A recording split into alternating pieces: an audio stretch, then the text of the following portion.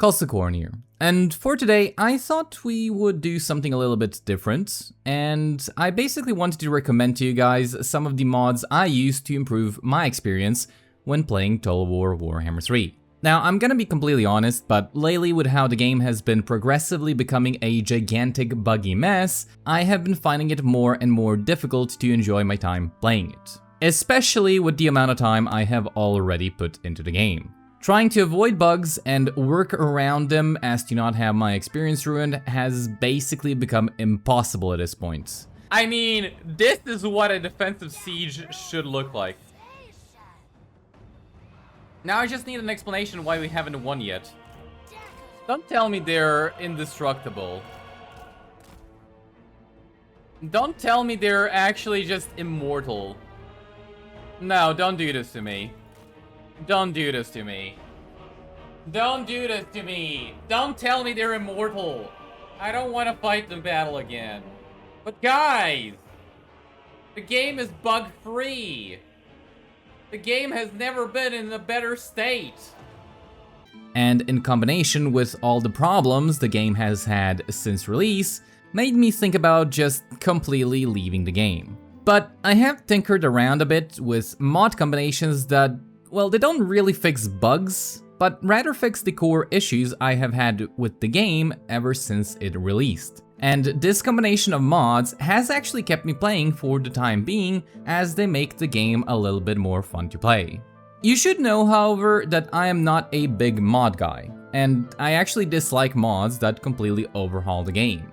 As most of the time, these mods make the game appeal to a certain playstyle that, if you don't enjoy, will just make your experience with the game even worse. Such is the case for me and SFO, where the mod does things I like on the campaign map, but completely ruins battles for me as it just turns them into a grindy melee infantry slog.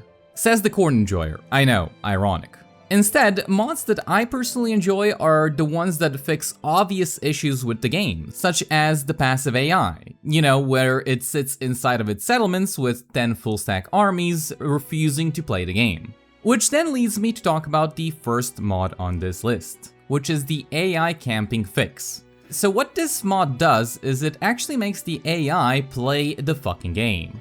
It is actually insane how much better the game feels when the AI is not just playing defense or is trying to sack your undefended territory, but is actively trying to fight you on the campaign map and trying to conquer more territory for itself. It starts forming bigger empires, and different factions often prevail as a result, meaning more diverse playthroughs, with different enemies to fight every single time.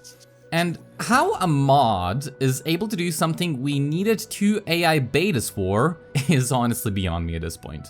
So if you're like me and actually want to have a more lively campaign map, or are just sick of watching the AI camp their settlements for the entirety of the game, this is definitely a must-get mod. Then let's talk about stronger and fairer AI. Now, what this mod does is it adds more cheats to the AI. So people who want to play on lower difficulties or activists for smarter AI will probably want to look away from this one.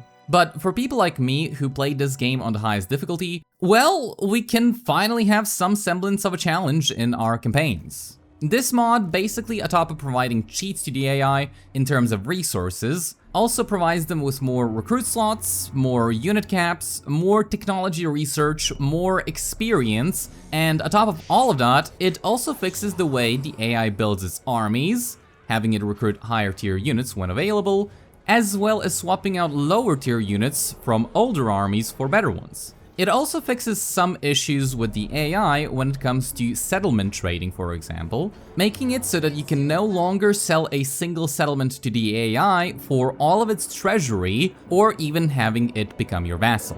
Now, there are some aspects of the mod I actually hate. Namely, the fact that the AI will almost always, around turn 50, just start recruiting full stacks of doom stacks, which are a headache to deal with. The fact that it getting its technologies researched a lot faster than you means its units are going to be leagues stronger than yours, and the fix to settlement trading just makes the mechanics something you are rarely going to be interacting with. But like I said, it does actually provide a pretty decent challenge for people who feel like they just steamroll through the entire campaign with no pushback whatsoever. So even with all of its faults, I still think this is a really good AI mod. Probably the best one I have played with. Then the next mod I want to talk about is the Customize Starting Units mod, which makes it so that you can swap out your starting army for units you actually want to choose. This mod is honestly one that can make certain campaigns so much better to play. Say if you love making questionable life choices and want to play a Katep campaign. Well, you can actually swap out the Hierarchy Titan that is absolutely detrimental to you for something like a Cambrian War Sphinx that will actually help you out massively in his campaign. Or say you wanted to play a thematic Slayers only campaign with Angrim Ironfist. Well, now you can turn your entire starting army into just Slayers. I honestly like using this mod very much, and while I don't use it all the time, as I think some armies are fine the way they are, it does add a lot more replayability to campaigns, and it does allow you to use units that you otherwise would never even think about recruiting. Then we have the Easier Confederations and Vassals mod, which is pretty self-explanatory, just makes trying to confederate a lot less of a hassle and actually doable in some situations. And lastly, we have Better Auto-Resolve, which is basically a mod that tries to give the AI better odds at winning in auto-resolve, but without making it so that you have to fight every single battle manually. Personally, I both like and dislike using this one, as sometimes it does make the game a bit more unpredictable when engaging the enemy, so that way you don't just auto-resolve your entire campaign. But it also makes battles that are obvious decisive victories into Pyrrhic ones, which you then have to fight manually, even though you already know the outcome. Honestly, this is the least impactful mod on this list, and you probably might want to skip this one.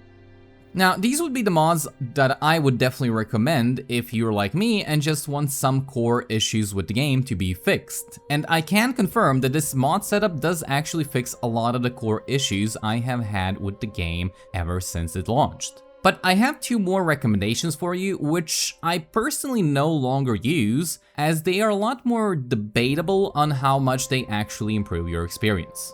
The first one of these is going to be the Community Bugfix mod. Now, why I think that this isn't that great of a mod to improve your experience is because I found that it is a mod that fixes a lot of small issues with the game, which CA completely ignores, which is just genuinely embarrassing at this point.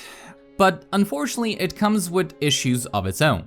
An example I can come up with is when I used the mod and it broke my Tower of Czar in a Chaos Dwarf campaign, which just resulted in me not being able to get any of the passive bonuses from it, which just then made me quit the campaign. So while it does fix some small issues, it can also break your game just as much, which made me stop using it.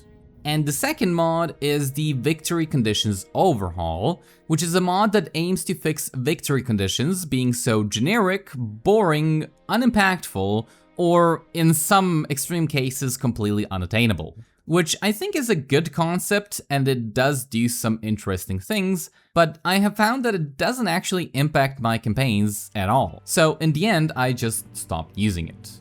And that would be it. Again, as far as mods go, I am more of a vanilla kind of guy, but this mod setup has generally kept me playing after me teetering on the edge of just leaving the game. For people that like mods that massively change the game to the point where you don't even know what's going on anymore, this mod list will probably be extremely bland. But for people like me that have played the game for thousands of hours, I would definitely recommend you try these out. If you enjoyed the video, I probably will not be making any more of these, but feel free to subscribe anyways. Thank you all for watching, and until next time. Khorne fights as one.